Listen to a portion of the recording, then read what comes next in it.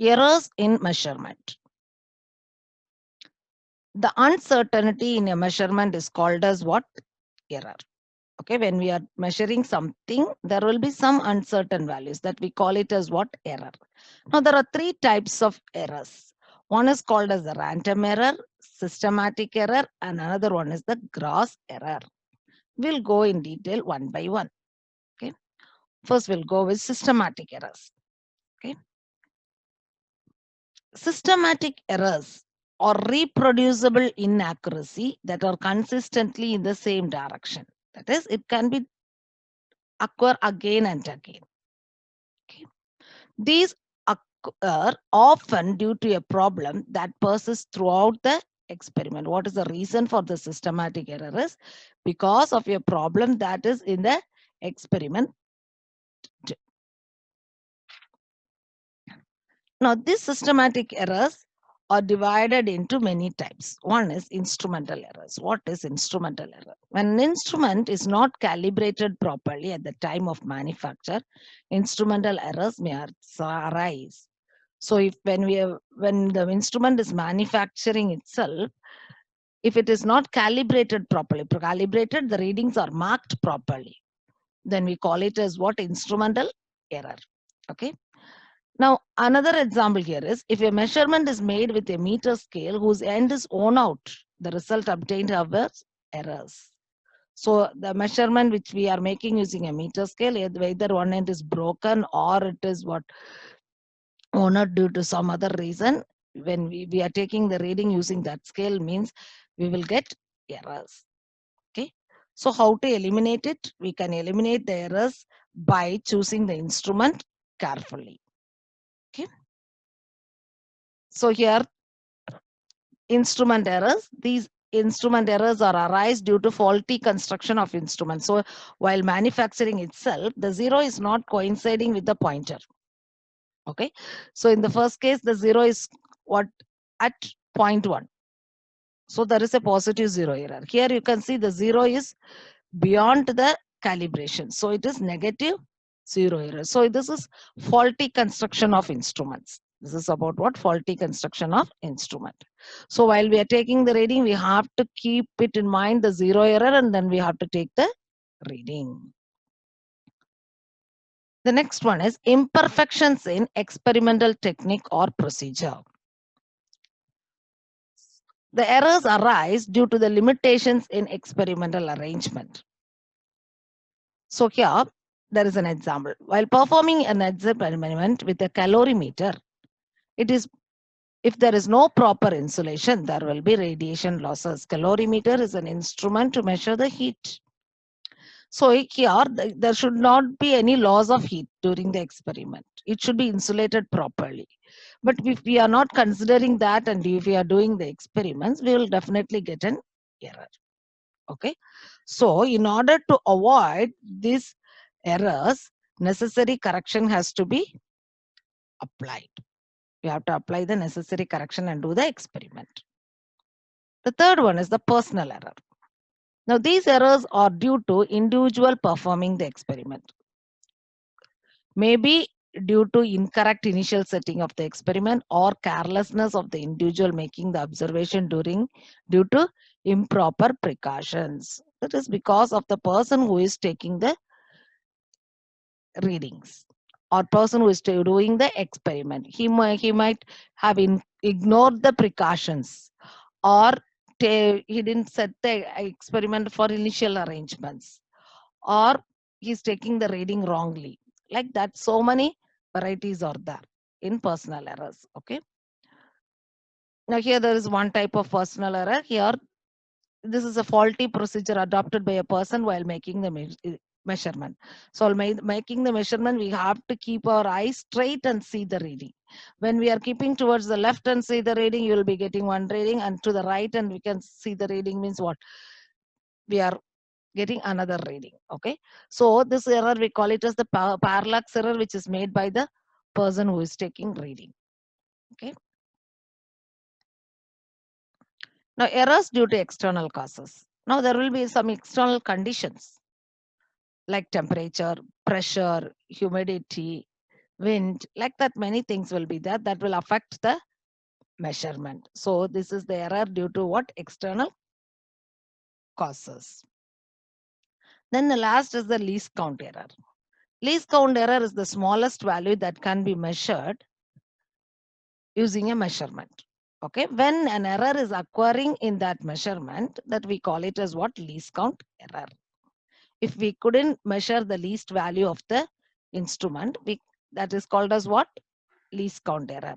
So the instrument's resolution is the cause of the error. So the instrument is not calibrated properly, or the instrument is not having high resolution. So we will have what? Error. So we can reduce this by using a high precision instrument for the measurement. Now here some of the least count of the instruments. Here the ruler scale should measure up to 1 millimeter. Vernier caliper should measure up to 0.01 millimeter. Screw gauge, the least value to be measured is 0.01 millimeter. Least count, here it is for spirometer. It is 0.01 millimeter. Wristwatch, it is 1 second. Stopwatch, it is 0.01 second. Now, how to minimize the systematic error? Okay. Suppose you are using a cloth tape, which is used to measure the length of an object, which is we are using for years together. Because of that, it is stretched. And if we are using that for measuring the tape, instead of 1 meter, it may give what? 1.2 meter. Okay. So such instruments should be what? Avoided. Okay. So systematic errors are difficult to detect and cannot be evaluated and cannot be analyzed statistically. It is very difficult to what? Analyze it statistically, because all of the data are in the same direction. Either it will be what? Too high or a too low value. So it is difficult to detect the systematic errors unless we find it. Okay.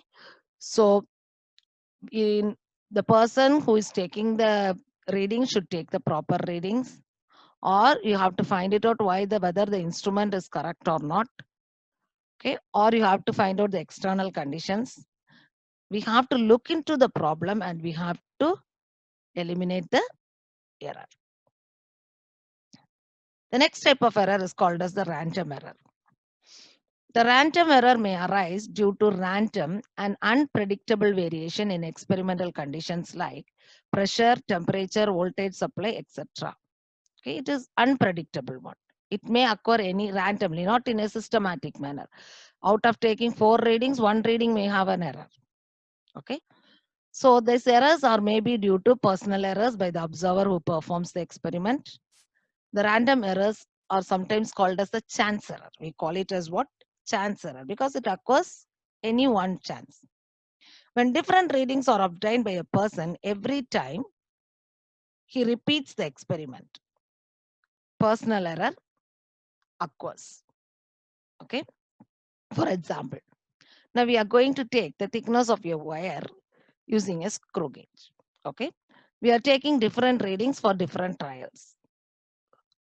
So in order to avoid the error, we are going to take large number of measurements and then we are going to take the arithmetic mean. Okay. Suppose the number of trials of readings which we have taken is n, and the readings are A1, A2, A3, etc. up to AN. Then the mean can be calculated as AM is equal to A1 plus A2 plus A3 plus dash dash dash AN by the number of readings, that is N. Now this can be simplified and we can write it as AM 1 by N summation I is equal to 1 to N AI. Okay, this is the simplified form. We are writing the random errors. In order to avoid the random errors, we are taking the readings, the large number of readings, and we are taking the average and we are taking the value. Okay. How to minimize the random error? So here there are 3 readings. Using a balance we are getting. So that is 15.46, 15.4 to 15.44 gram. This is for a ring we are taking. Okay. So each reading is different. We are not getting a same reading. So each reading is different. So we have to take more data and you have to take the average and you have to eliminate it. The next error is called as the gross error. Now this error is caused due to the carelessness of an observer. This is the carelessness of an observer. For example, reading an instrument without setting it properly. We didn't set the initial arrangements or proper setting of it. Without that, if you are taking the reading, then you are getting the error. Taking observations in a wrong manner without bothering about the sources of error and the precautions. We are not considering the sources of error and the precautions to be followed before doing the experiment. If we are taking the reading in that manner, then we will be getting what? Wrong readings. Recording wrong observations, seeing one value and writing another value.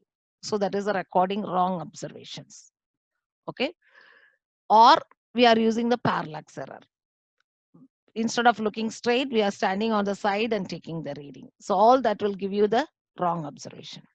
Using wrong values of the observation in calculation. Instead of writing 4.28, we are writing 4.26 while doing the calculations. So that is a wrong, that will give you what? Wrong calculation. So these errors can be minimized only the observer is what? Careful and mentally alert during the experiment. So we have learned the types of errors. There are three types of errors we learned: systematic errors, random errors, and gross errors. So while doing the experiment, we have to eliminate these errors and take the readings.